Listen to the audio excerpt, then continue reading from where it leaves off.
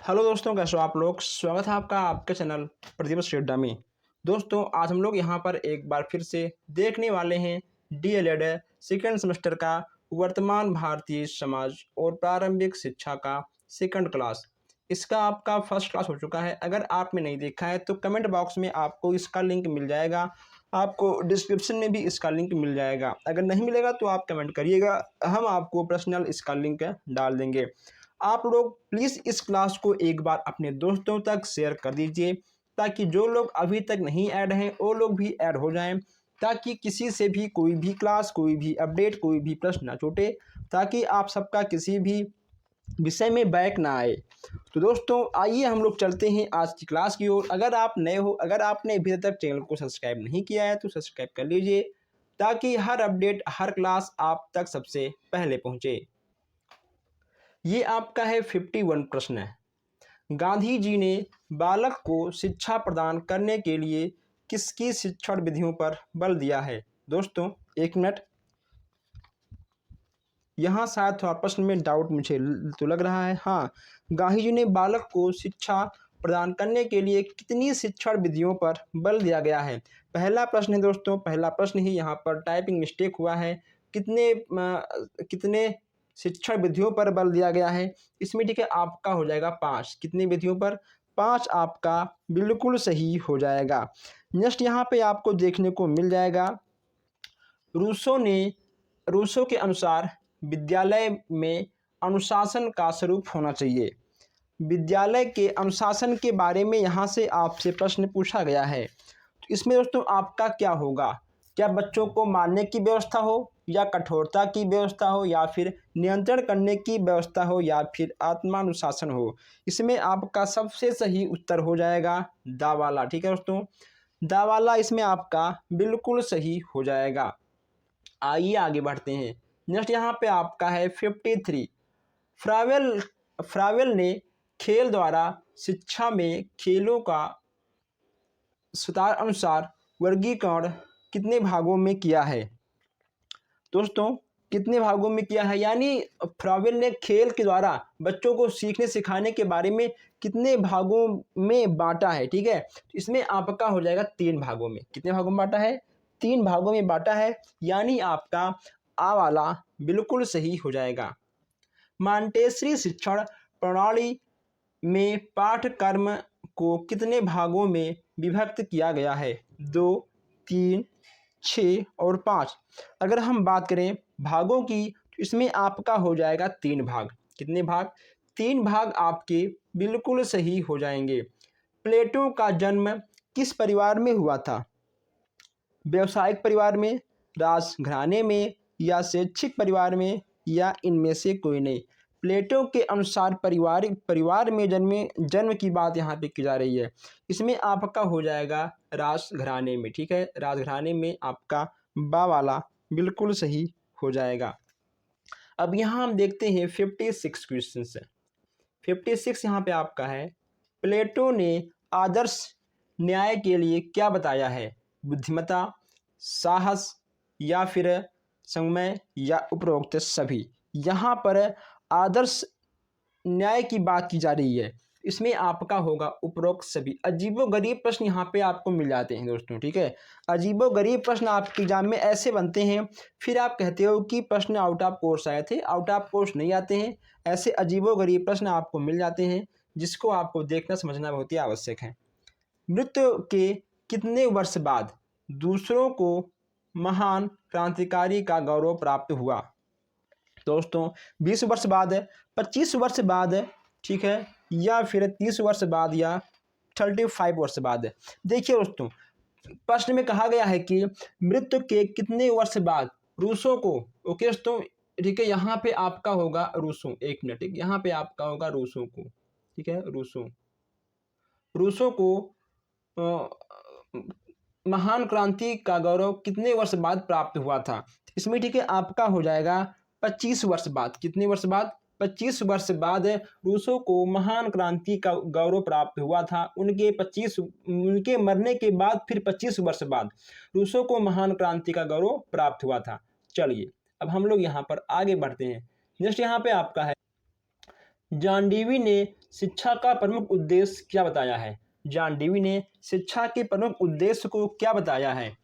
अनुभवों का पुनः निर्माण, वातावरण अनुकूलन या फिर सकारात्मक नैतिकता या उपरोक्त सभी।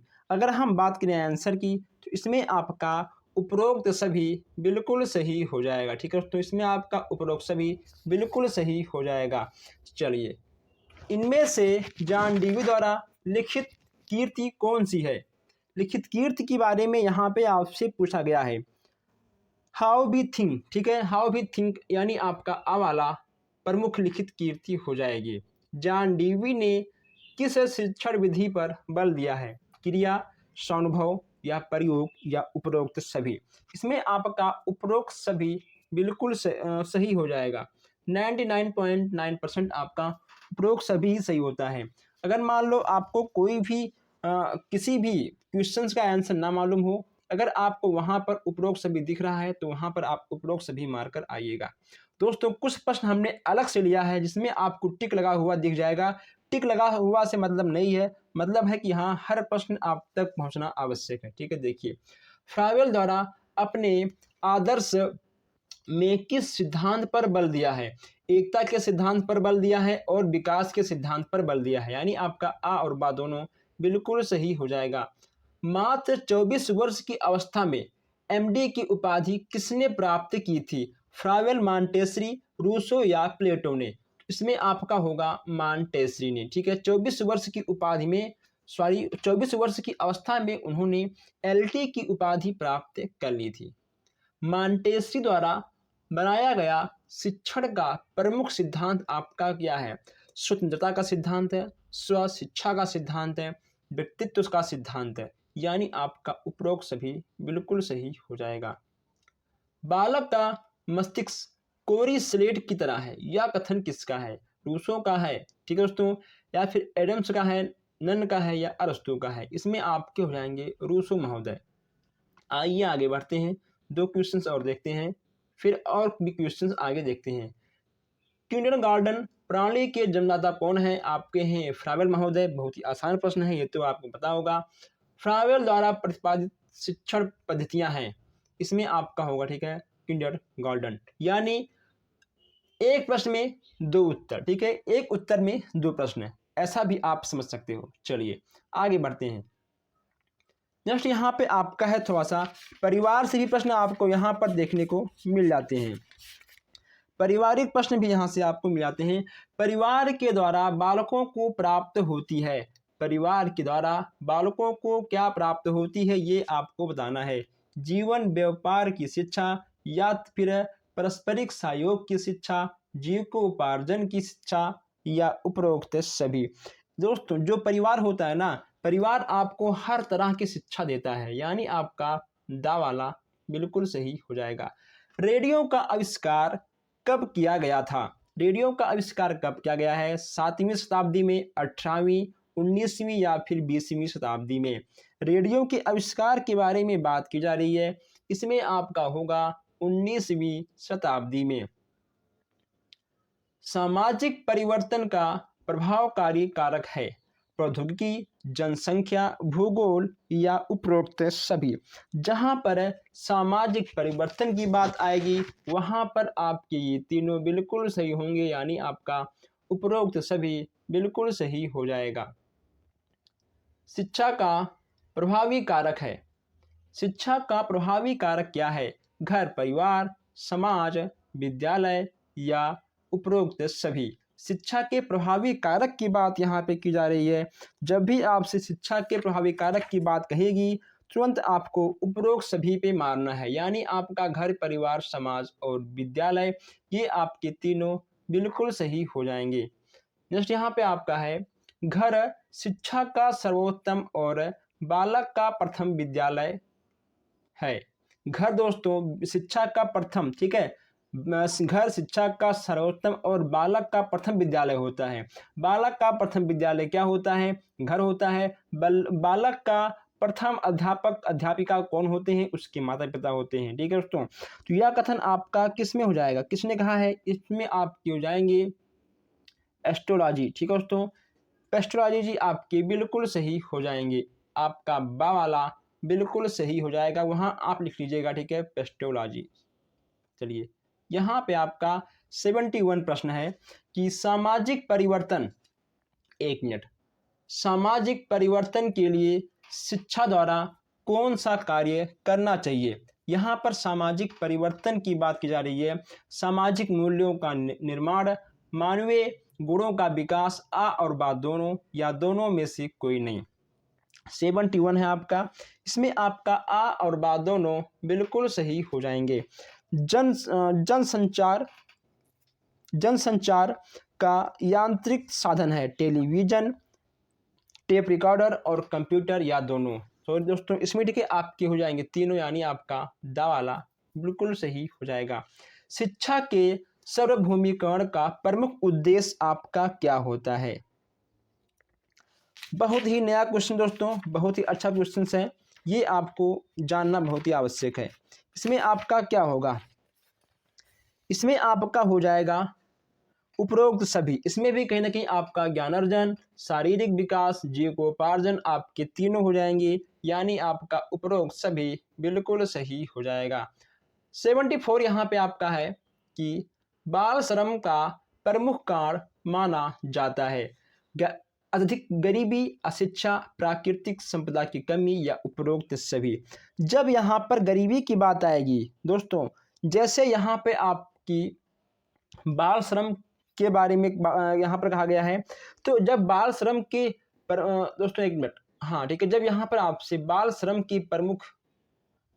का प्रमुख कारण आज पूछेगा, इसमें आपका होगा उपरोक्त सभी। आप प्रश्नों को एक बार दो बार अच्छे से पढ़ लीजिएगा, फिर आप कहीं पर कोई टिक लगाइएगा, ठीक है, नहीं फिर आपका गलत होने का चांस बन सकता है। 75 यहाँ पे आपका है कि बचपन बचाओ आंदोलन का प्रारंभ किस वर्ष शुरू हुआ था। 1980, 1985, 1987 या 1990। बचपन बचाओ आंदोलन का प्रारंभ किस वर्ष किया गया था, ये चीज़ यहाँ पे आपको देखने को मिल जाएगी। 1980, ठीक है, यहाँ पे आपका 1980 देखने को मिल जाएगा, यानी आपका आ वाला बिल्कुल सही हो जाएगा। दोस्तों आइए हम लोग आगे बढ़ते हैं। नेक्स्ट यहाँ पे आपका है प्रारंभिक शिक्षा प्रारंभ होती है शिशुवावस्था से, बाल अवस्था से, किशोरावस्था से या युवा अवस्था से। प्रारंभिक शिक्षा की बात की जा रही है, तो प्रारंभिक शिक्षा आपका बाल्य अवस्था से ही प्रारंभ होता है, यानी आपका बा वाला बिल्कुल सही हो जाएगा। जैसे यहाँ पे आपका है कि रूढ़िवादिता तथा निरक्षरता गंभीर समस्या है प्रौढ़ों की, बालिकाओं की, बालकों की या दिव्यांगों की। इसमें आपका क्या होगा, इसमें आपका आ वाला बिल्कुल सही हो जाएगा। निःशुल्क एवं अनिवार्य बाल शिक्षा अधिकार अधिनियम पारित हुआ था, कब पारित हुआ था, किस सन में हुआ था, 2007 में, 2008 में, 2009 में या 2010 में। इसमें आपका होगा 2009 में, ठीक है दोस्तों, इसमें आपका सा वाला बिल्कुल सही हो जाएगा। चलिए आगे आगे बढ़ते हैं। जैसे यहाँ पे आपका है कि बाल श्रम का प्रमुख कारण माना जाता है। दोस्तों ये क्वेश्चन हम लोगों ने देख लिया है, ठीक है, ये क्वेश्चन हम लोगों ने देख लिया है, इसमें आपका उपरोक्त सभी या क्वेश्चन फिर से आ गया, कोई बात नहीं।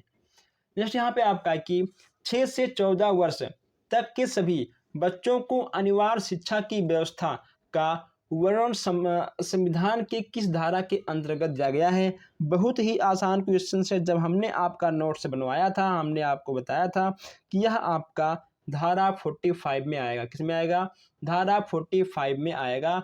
आप इसको नोट कर लीजिएगा, यह आपका लॉन्ग में, शॉर्ट में, ऑप्शन में हर टाइप से प्रश्न आपके इसके बन जाते हैं और एक प्रश्न आपका फिक्स है। जैसे यहाँ पे आपका है 81 यहाँ पे आपका है जनसंख्या शिक्षा में सबसे अधिक उत्तरदायित्व है, यानी अभिभावकों पर, समाज पर, शिक्षा का या फिर राष्ट्र पर। यहाँ पर जनसंख्या की बात की जा रही है। जब भी आपसे यहाँ पर जनसंख्या की बात करेगी तो कहीं ना कहीं यहाँ पे आपको शिक्षकों पर कहा जाएगा, ठीक है, शिक्षक पर है, शिक्षक यानी आपका सा वाला बिल्कुल सही हो जाएगा। नई राष्ट्रीय जनसंख्या नीति स्वीकृत की गई थी 14 फरवरी 2000 में, 14 फरवरी 2002 में, 19 जून 1971 में, या इनमें से कोई नहीं। नई राष्ट्रीय जनसंख्या की बात की जा रही है, इसमें आपका होगा 14 फरवरी और 2000 में, ठीक है। मनुष्य एक दिन में लगभग कितनी बार सांस लेता है? दोस्तों आप देख लीजिए कि आप कितनी बार सांस लेते हो। यही आपसे कहा गया है कि मनुष्य एक दिन में कितनी बार सांस लेता है, इसको भी जानना आपको आवश्यक है, क्योंकि सांस हर कोई लेता है। और यहाँ से भी प्रश्न आपके बन जाते हैं, यहाँ से आपका प्रश्न गलत नहीं होना चाहिए। इसमें आपका हो जाएगा 22,000 बार, ठीक है। 22,000 बार एक स्वस्थ मनुष्य एक दिन में सांस लेता है। चलिए आगे बढ़ते हैं। जस्ट यहाँ पे आपका है कि भारत सरकार द्वारा पर्यावरणीय मंत्रालय की स्थापना की गई थी 1975 में, 1980 में, 1985 में, या 1990 में। इसमें आपका क्या होगा? अगर हम बात करें आंसर की, इसमें आपका होगा 1980, ठीक है। 1980 आपका बिल्कुल सही हो जाएगा। उत्तर प्रदेश में विश्व जल दिवस कब मनाया जाता है? विश्व जल दिवस आपका कब मनाया जाएगा, इसका आंसर आपको देना होगा। सिंपल सी बात है, 22 मार्च को। कब मनाया जाता है? 22 मार्च को उत्तर प्रदेश में विश्व जल दिवस मनाया जाता है। चलिए हम लोग आगे बढ़ते हैं। नेक्स्ट यहाँ पे आपका है, कुछ हमने क्वेश्चंस और लिया है अलग बुक से। ध्वनि प्रदूषण का प्राकृतिक स्रोत आपका क्या है? उद्योग धंधे, यातायात, या फिर दावा नल, या उपरोक्त सभी। जब यहाँ पे आपका ध्वनि प्रदूषण की बात करेगी तो दोस्तों कहीं ना कहीं यहाँ पे आपका स वाला बिल्कुल सही हो जाएगा, ठीक है। नेक्स्ट यहाँ पे आपका है कि ध्वनि प्रदूषण किस रूप में मानव के स्वास्थ्य को प्रभावित करता है? मानसिक तनाव, हृदय रोग, और उच्च रक्तचाप। यानी दोस्तों अगर अधिक ध्वनि का प्रभाव हम सबको सुनने को मिलेगा तो कहीं ना कहीं सिर दर्द, कानों में दर्द, हृदय में दर्द, ठीक है दोस्तों, यहाँ सब समस्याएं आपको होगी। यानी आपका होगा उपरोक्त सभी। अहमदाबाद में पर्यावरण शिक्षा केंद्र की स्थापना कब हुई? 1984, 1990, 1993, या 1998। इसमें आपका क्या होगा? इसमें आपका होगा 1984। उत्तर प्रदेश प्रदूषण नियंत्रण बोर्ड का गठन कब हुआ था? 1970, 1975, 1980, या 1985। उत्तर प्रदेश प्रदूषण नियंत्रण बोर्ड का गठन के बारे में कहा गया है, इसमें आपका होगा 1975 में, ठीक है। 1975 आपका बिल्कुल सही हो जाएगा। चलिए आगे बढ़ते हैं। नेक्स्ट यहाँ पे आपका है कि सर्वाधिक दोस्तों सॉरी, यहाँ पे आपका कहा गया है कि सावधानी पूर्वक जल का उपयोग तथा जल का अपव्यय को रोकना क्या कहलाता है? जो आपका हो जाएगा जल संरक्षण। ओके तो यानी अधिक जल का उपयोग ना करना, जल को इकट्ठा करना, संचय करना, यह आपका जल संरक्षण के अंतर्गत आ जाएगा। आइए हम लोग आगे बढ़ते हैं। अब यहाँ कुछ प्रश्न आपको ओजोन से मिल जाएंगे, ठीक है। ओजोन गैस की परत धरती की सतह से कितनी दूरी पर है? 10 से 15 किलोमीटर, 5 से 10 किलोमीटर, 15 से 20, या 20 से 25। तो ओजोन गैस की परत धरती से 5 से 10 किलोमीटर की दूरी पर आपको देखने को मिल जाएगा, ठीक है दोस्तों। फिलहाल आप ओजोन परत को नहीं देख पाओगे। इनमें से कौन सी गैस ग्रीन हाउस गैस होती है? कार्बन डाइऑक्साइड, मीथेन गैस है, और क्लोरोफ्लोरोकार्बन, या उपरोक्त सभी। यहाँ पर ग्रीन हाउस गैस की बात की जा रही है, इसमें आपका तीनों होगा, यानी आपका उपरोक्त सभी बिल्कुल सही हो जाएगा। जस्ट यहाँ पे आपका है कि प्रदूषण का प्रभाव किस पर पड़ता है? जीवों पर, वनस्पतियों पर, दोनों पर, या दोनों में से किसी पर भी नहीं। इसमें आपका क्या होगा? तो यहाँ आपसे कहा गया है प्रदूषण का प्रभाव। दोस्तों प्रदूषण कहीं ना कहीं दोनों पे आपको देखने को मिल जाएगा, ठीक है, दोनों पे आपको देखने को मिल जाएगा। नेक्स्ट यहाँ पे आपका है कि कितने शोर से मृत्यु तक संभव है? यानी कितना अगर शोर हो जाए कि उस शोर से कोई भी व्यक्ति मर सकता है? 100 डेसिबल, 180 डेसिबल, 50 डेसिबल, या 20 डेसिबल। अगर हम बात करें डेसिबल की, 180 डेसिबल अगर कोई भी व्यक्ति आवाज़ सुनेगा तो उसका निधन होना आवश्यक है। ठीक है, 180 डेसिबल तक। पर्यावरण संरक्षण अधिनियम लागू हुआ 1980, 1982, 1986 या 1988। पर्यावरण अधिनियम की बात की जा रही है, इसमें आपका होगा 1986। ठीक है, यानी आपका इसमें सा वाला बिल्कुल सही हो जाएगा। दोस्तों अभी कुछ क्वेश्चंस और हैं। 96 यहाँ पे आपका है कि जो हथियारों के निषेध के लिए जो हथियार सभा के प्रस्ताव पर हस्ताक्षर किया गया 10 से 15 किलोमीटर, 5 से 10 किलोमीटर, 15 से 20 किलोमीटर, 20 से 25 किलोमीटर, यानी आपका 96 की बात की जा रही है। इसमें आपका होगा दोस्तों, एक मिनट, इसमें ठीक है आपका होगा दोस्तों, यहाँ पे कहीं ना कहीं आपका ये जो आंसर है पूरा का पूरा गलत है। प्रस्ताव की बात की जाएगी, इसका सही आंसर आपका हो जाएगा 1972। ठीक है दोस्तों, 1972 आपका होगा। जल्दबाजी में कहीं ना कुछ मिस्टेक हो जाती हैं, लेकिन इसका आंसर आपका 1972 देखने को मिल जाएगा। ठीक है, 1972 आपका होगा, इसमें आपको कोई भी डाउट नहीं होना चाहिए।